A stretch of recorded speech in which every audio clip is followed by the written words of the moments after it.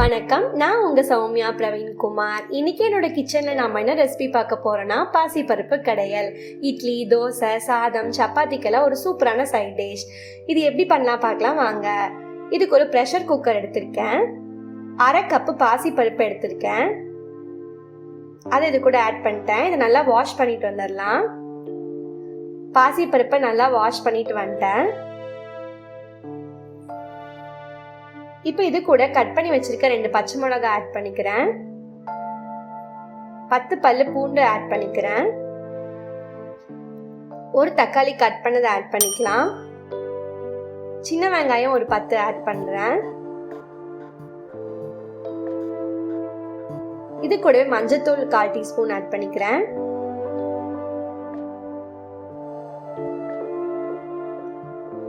இது கூடவே சீரகம் 1 டீஸ்பூன் ஆட் பண்றேன்.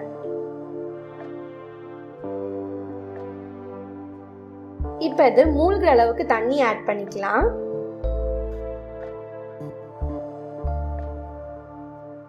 தண்ணி ஆட் பண்ணதுக்கு அப்புறமா இது எல்லாத்தையும் நல்லா மிக்ஸ் பண்ணிக்கலாம். நல்லா மிக்ஸ் ஆயிடுச்சு. இப்ப ஸ்டவ் ஆன் பண்ணி குக்கரை க்ளோஸ் பண்ணிக்கலாம்.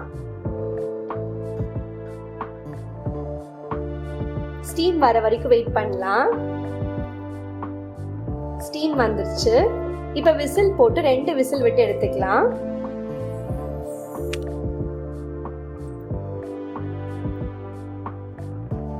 ரெண்டு விசில் வந்துருச்சு. இப்ப ஸ்டவ் ஆஃப் பண்ணிக்கலாம். இப்ப ஸ்டீம் போற வரைக்கும் வெயிட் பண்ணலாம்.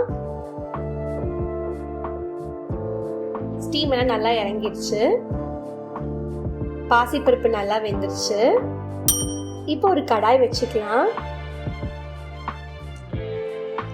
அதுல எண்ணெய் ஆட் பண்ணிக்கலாம்.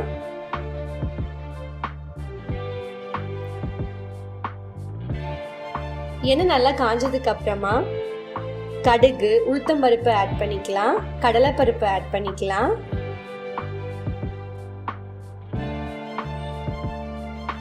இதை நல்லா பொரியும் வரைக்கும் வெயிட் பண்ணலாம்.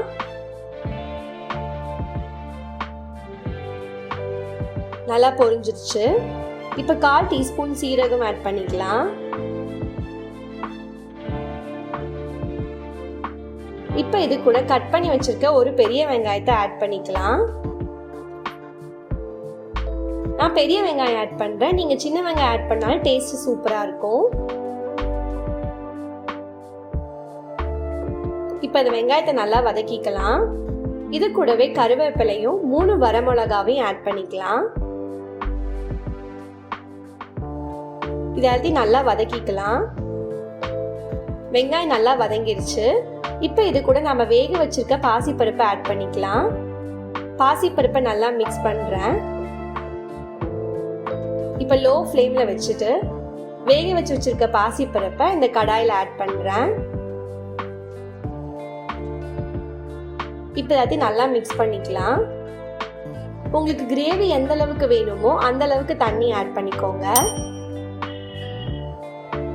இப்ப அந்த குக்கர்ல நான் கொஞ்சமா தண்ணி ஆட் பண்ணி அதை இது கூட ஆட் பண்றேன்.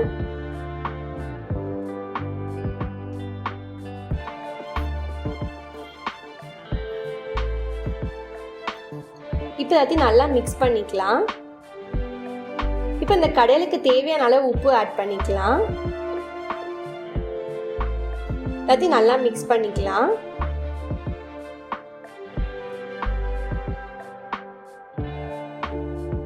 பாசிப்பருப்பு கடையல் தயார். இப்ப கொத்தமல்லி தழை தூவி இறக்கிக்கலாம். இந்த மாதிரி குயிக்கான சிம்பிளான ரெசிபிஸை உங்களுக்கு பார்க்கணும்னா என்னோட சௌமியா இந்த கிச்சன் சேனலை சப்ஸ்கிரைப் பண்ணுங்க. தேங்க்யூ ஃபார் வாட்சிங் மை வீடியோ.